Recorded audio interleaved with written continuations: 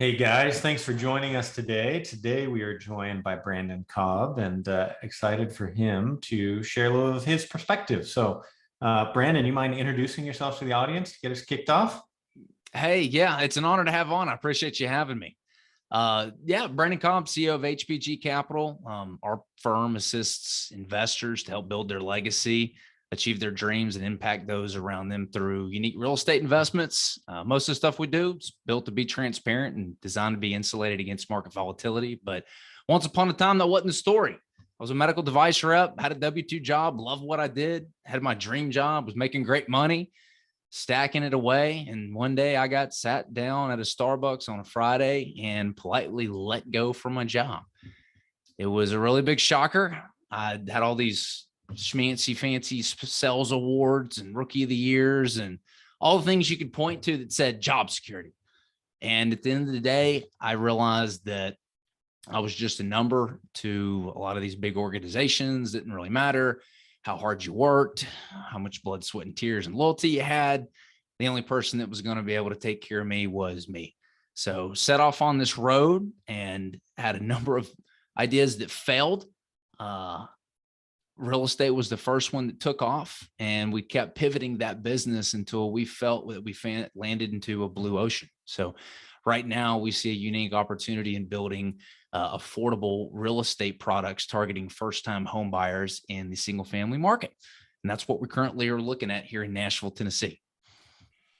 How did you, so you said we, right? Did you land on you and a partner, right? How'd you get to that from, going from corporate and, medical devices to real estate construction, big jump, right? What was that like for you? Man, it was tough. I'm not gonna lie. I wanted to be a life coach at one point. That failed. I had a course on how to break into medical device sales because when you lose your job and they say do this whole entrepreneur thing, what are you really good at? And I'm like, well, I got into medical sales. That's kind of good, right? I've had a lot of people ask me. That's a great place to start. So launched that. That failed. Had like a consulting idea that failed. And I was sort of doing this real estate thing on the side. And I gave myself a 6-month ultimatum. And I said, if I can make myself money through my own efforts by December 18th of I think it was 2016, then I'll continue doing it. And if I don't, then I'll jump into something else. And at the time, I had networked and realized, hey, I need to find who's doing what I want to do and provide as much value to them as possible. And in the hopes that I can do some kind of partnership or learn from them because I was new and didn't know what I was doing. And the guy who is my business partner today, him and I showed up in a room, 6 years ago, the only guys that showed up to a meetup. And what started out as a little, hey, let's see if this works, morphed into flipping our first home 5 months later, roughly like 3.5 weeks before my ultimatum. We made, I think, like, 20, 30 grand each and decided to just dump it all back in the business in the form of marketing. And man, just the rest is history. That's kind of how it all came to be. Was it fortuitous with this business? Like no previous background with the partner, kind of jumped right in based on a shared idea, and it seems to have panned out for you guys. Is that accurate? Yeah, we jumped straight in. I didn't expect anything from it. He put in half the money. I put in half the money on the first flip. We made money. It worked out. There was a good synergy there. Both of us had a lot of similar core values, very similar personalities. We complemented each other. And I was good at finding the deals and finding the money. He was good at managing construction. And that was enough for me. I've managed construction before. And that was one of the things where I learned do what you're really good at and hire out what you're not good at. And I've screamed at 5 grown human beings my entire life. And I can say 4 out of those 5 were while I was managing construction. So I learned to fire myself from the roles that I was not good at and let the guys take over who were better aligned for it. You're expressing a lot of entrepreneurial maxims, thoughts, right? That likely have evolved with you and for you over time, right? Like firing yourself from certain roles and taking on different, your zone of genius, right? Your center of excellence, however you want to articulate it. How did you get there? Did you have mentors? Did you read books? Like, how did you evolve and on your entrepreneurial journey to get to where you are today? Yeah, man, that's a loaded question. How long do you got? We could sit here for hours. I think when people are first, starting out, they just say one more book, one more book, one more book, and they get stuck in this analysis paralysis. And I was definitely there, but getting fired from my job, that was really the catalyst. I needed to say, look, man, you got a clock now. You got to figure things out. So it was finding the right people that were doing what I wanted to do and trying to provide as much value to them as humanly possible. That was like first starting out. And that's how it is today, quite frankly. Now it's evolved into something a little bit different where, now I pay coaches a lot of money to coach me. I pay to be in mastermind groups. I pay for individual consulting services. We just had a guy come in who, helped grow a construction business from $30 million a year to $120 million in a 4-year period. Those are the kind of guys that I want advising me. So he came in, completely did a deconstruction on day 1, did a reconstruction on day 2, with a 3-year growth plan to hit our targets. So I've realized that I'm not a very like high IQ kind of guy. I got like a 19 on my ACT. I always had to study twice as hard as everybody else in school to make a fraction of the grade. I was just not very book smart. I just don't see myself as a smart guy. But what I learned and realized was I needed to have the smart people on my team. So when I hire, I'm always trying to hire people who are smarter than me, who are better at the position than what I would be, and would just completely blow that department up and can advise us on how to grow and scale. So it's been a mix of finding the right mentors, getting in the right rooms.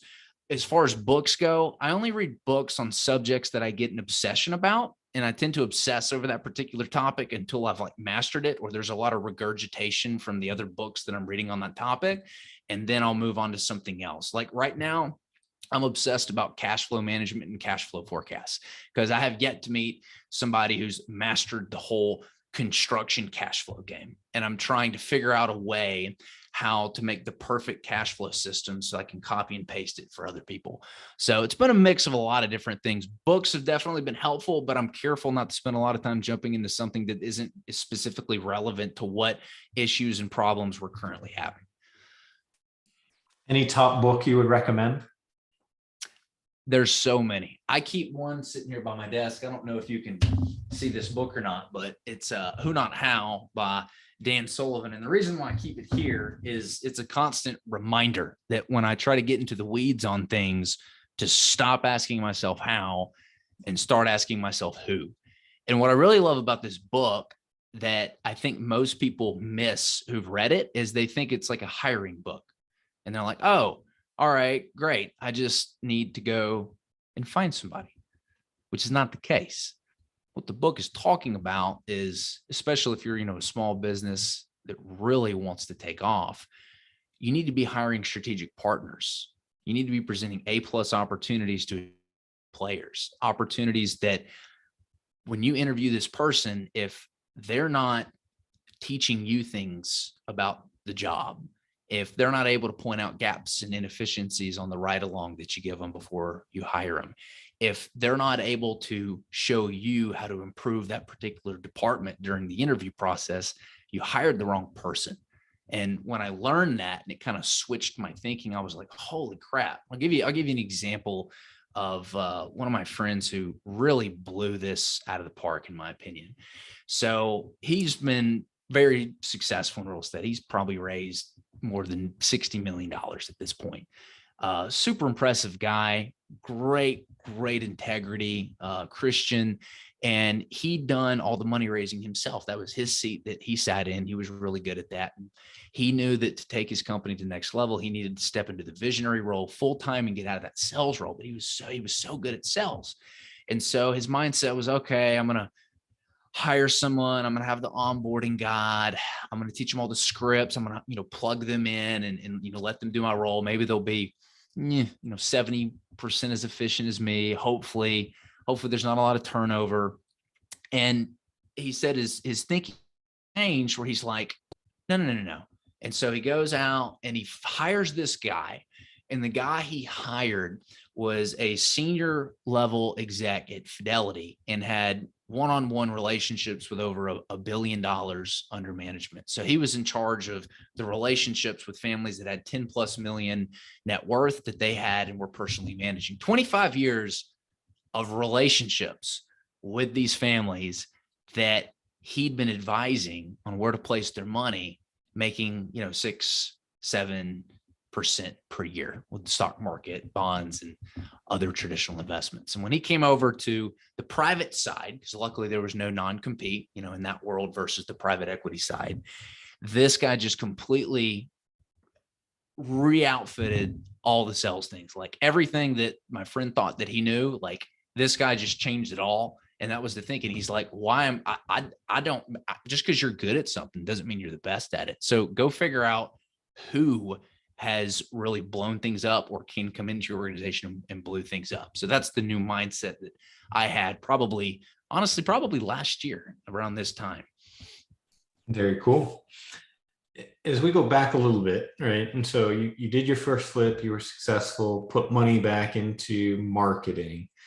Once you started hitting that point where you had money coming in, you knew this was the thing, right? You were going to keep investing, and you had profit, right? What did you do with the profit? What was the strategic mindset, right, in terms of where to invest your time, right? We talked a little bit about your growth and how you got to where you are today.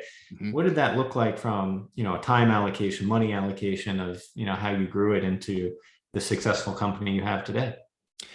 Yeah, so we'll pretend that I've already satisfied a lot of like the educational requirements. I probably spend $50,000-$60,000 a year on my personal education through coaching and masterminds. But after that, I focused on the biggest problem I had at hand, which was a tax problem.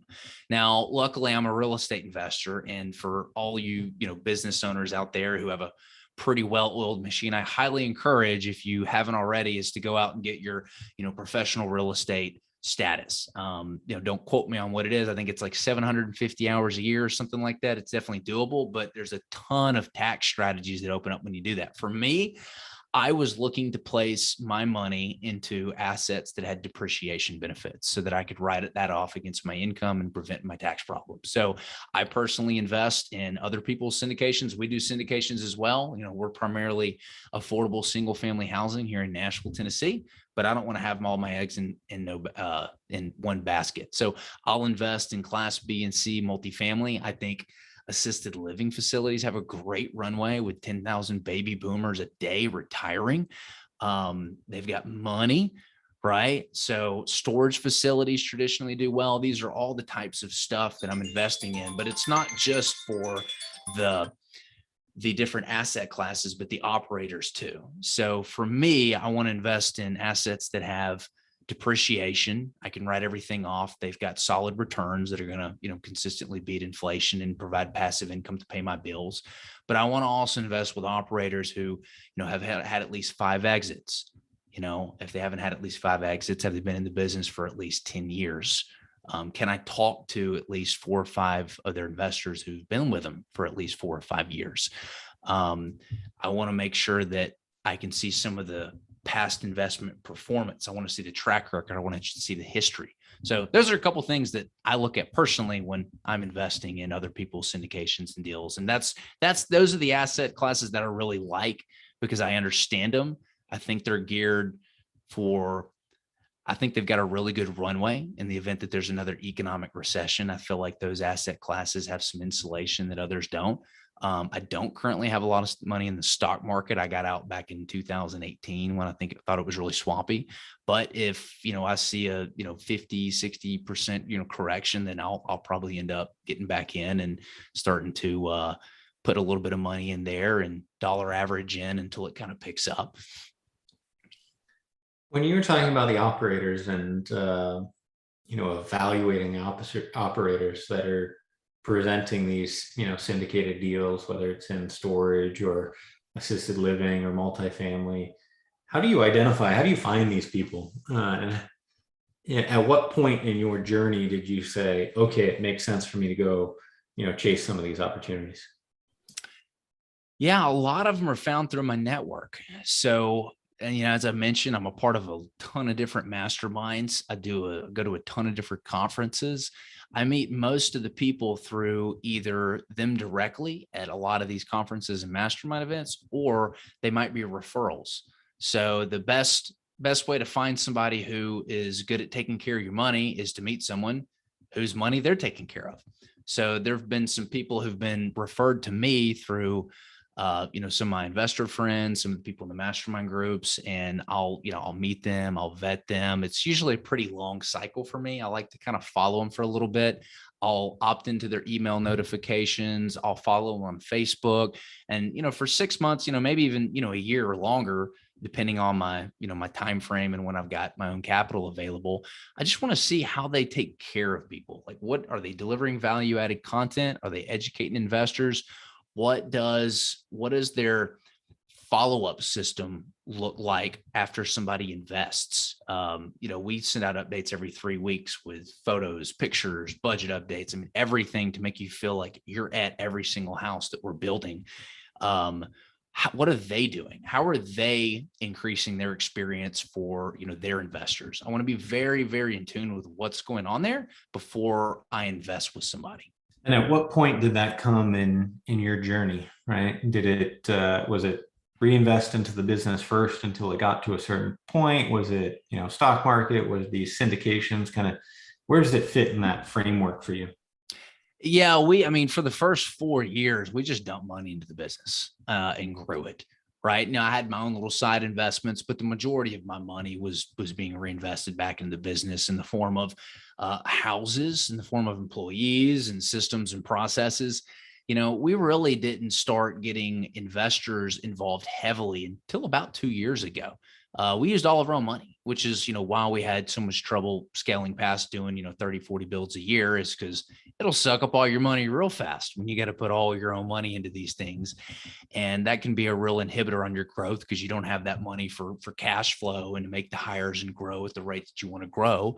So everything we've done, we've already done with our own money and put our money where our mouth is. But when we brought those investors into the equation and we're able to pay them returns on the deals we were doing and able to pull the business's money and my partner and my money out and use that for cash flow management, reserves, anything that we need for a rainy day or emergency fund, we had a pretty solid business at that point. We grew it. We had our own funds at the side, and we said we've got all the right people in the right seat. As Gino Wickman from Traction, I love his quote. He talks about having all the right people in the right seats on the bus. We just didn't see a need to invest a lot of the money back into the business because we weren't really sure. Sure, we could, do another 40 home development and hire another construction coordinator and another project manager, maybe another superintendent.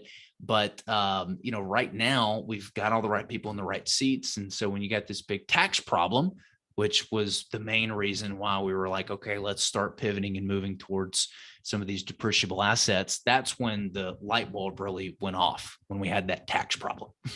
And so that took you into different direction, it sounds like, and forced, I'm assuming you're doing cost segregations, pulling forward expenses, writing them off, right? Or at least having paper losses that offset cash flow elsewhere.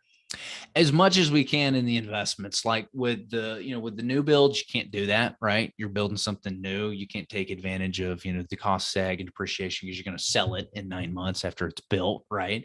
But yeah, looking for those partners who have those, 2 to 5 year time horizons on their investment where we can write everything off. That's been a huge benefit towards us. Nice. What's the most exciting thing you're working on today? Oh man, the most exciting thing. God, there's so many exciting things. We're really gung ho about townhouse development because it really is a product where you can provide a ton of housing in a community at a very affordable price point. That's our whole thing that we think is poised for tremendous growth and insulation as we move into a recession. And we're not sure what the next, 3 years or so hold. Like, we want to be in an asset class where there's really high supply and really high demand. And so we've networked with the local mayors. We know what the vision is for the local communities. We know where these developments fit in, areas that we should be targeting. So we've developed the right relationships to deliver these townhouse developments that we're very excited about because I think it's going to solve a big problem, which is affordability for a lot of first-time home buyers. Is it mostly infill that you're working on, or is it, buying big plots and, building out full developments? It's been a mix, but it's weighted more and more towards doing land development because that's the economy of scale. Typically, we don't look at opportunities unless we can build at least 8 infill lots or more. We've got probably 25 to 28 infill projects going right now. We like that because it's low risk where we can get in and out in 8 to 10 months. But it's tough to find those deals because they're so scattered. We really like the development opportunities because one, it provides different exit strategies for us. And if we want to take it all the way through, we can do that as well. Like right now, we've got about 140 papered pads. I'll say that's probably what I'm actually most excited about. We got about 140 pads that we entitled and they're ready to rock and roll. And we're putting them all under contract with this build to rent fund. And I would have never been able to sell these lots to a builder developer at the price that they're paying. So it's just, it's insane how much money these build to rent funds are paying right now. So we see another opportunity there. It's just icing on the cake. If we underwrite these communities to sell build to consumer and it's profitable, fantastic. And then if we do it to these BTR guys and get a premium on it, well, that's just icing on the cake. So that's probably the deal that I'm most excited about right now. Would you do BTR yourself through your own investors and build that out? Or do you see a role for these partners as you scale and grow? I'm gonna be honest with you. I've never done build to rent before. I don't understand the business model. Like we're great with single family construction. I've never built a neighborhood and rented it out. I couldn't tell you what the cap rate would be on it. I couldn't tell you what the exit strategy would be long term or how much that business would sell for. I know it's huge right now. I still am trying to gain an understanding myself and wrapping my mind around why this asset class is so stinking hot right now. As you go to your mastermind groups, right? Obviously, you're heavily involved in the real estate space. That's where your expertise is. I'm sure there are other people that are talking about stock picks, crypto, other things. Have you adopted any of that, or is that something that's outside of your strategic framework? I'm going to quote Warren Buffett on this. I love to invest in things that I can either control or heavily understand. That was one of the reasons why a lot of our investments went straight back into the business. And I invest, alongside a lot of our investors in our fund and our other opportunities. But, I want to diversify. So for those opportunities that I can't personally put my finger on and have an update on every single day and control it, I at least want to understand who's the operator on this deal. What's their track record? Have I spoken with some of their investors? How transparent are they? What does the follow-up process look like? The deal itself, what does the occupancy have to drop down to in order for there to be some negative cash flow and us to get hit? What do the rents need to go up to in order for us to hit our exit pro forma, right? What's the value add strategy? Who's the contractor on the deal? Like that's a lot that people don't pay attention to when they're investing with a lot of these multifamily sponsors. The sponsor's usually just the sponsor.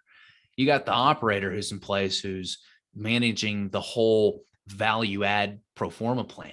And what's their experience? Because one of the reasons why we build everything ourselves here and we don't hire out a builder is, back in 2008, 2009, it was the people who got stuck with the belly up builders or took too long to build it that really got hosed.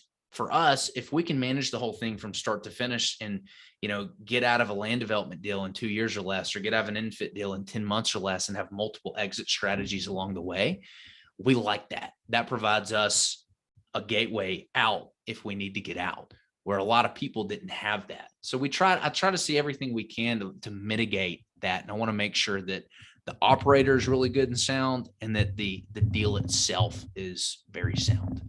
If you were to leave one piece of advice with the audience, right, about, how to prepare for the future, making a transition, right, from, into this entrepreneurial world and being successful after those first couple of years, what would that one thing be for them? The one thing that helped me get started was create a problem and then solve it. I feel like that's helped progress everything that I've done. We've just kept creating these good problems to have and then solving it. It wasn't until we were profitable and we had this tax problem that we needed to go and solve something like that. So that's what I would suggest. If you don't have analysis paralysis, get off the sidelines, start creating problems for yourself. Don't wait to go. If you find a deal, invest the most minimal amount you can just to feel this person out. Don't go gung ho and invest a whole ton of money. Get to know the person, increase it over time as they've performed, and you've got a few cycles with them. That's the best advice I would give somebody who's entrepreneurial looking to invest their money. That's awesome. And what's the best way for the audience to be able to connect back with you?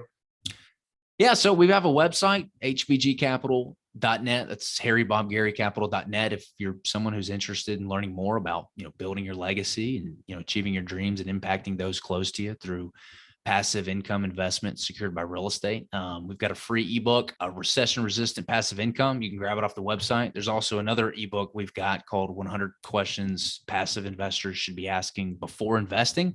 It's completely free. The whole reason I wrote that book is an investor reached out to me who had lost all their money on an investment. And I was like, how do we prevent this from happening again? And I think the biggest mistake people make is not asking the right questions because they just don't know. So that book's on our website. We got a ton of free educational resources. If you're interested in setting up a call with us, we have a Calendly link directly on the website. We'd love to get in touch and get to know you more. It's awesome, Brandon. Appreciate the value that you left with the audience today, and appreciate the time. Yeah, appreciate you having me on.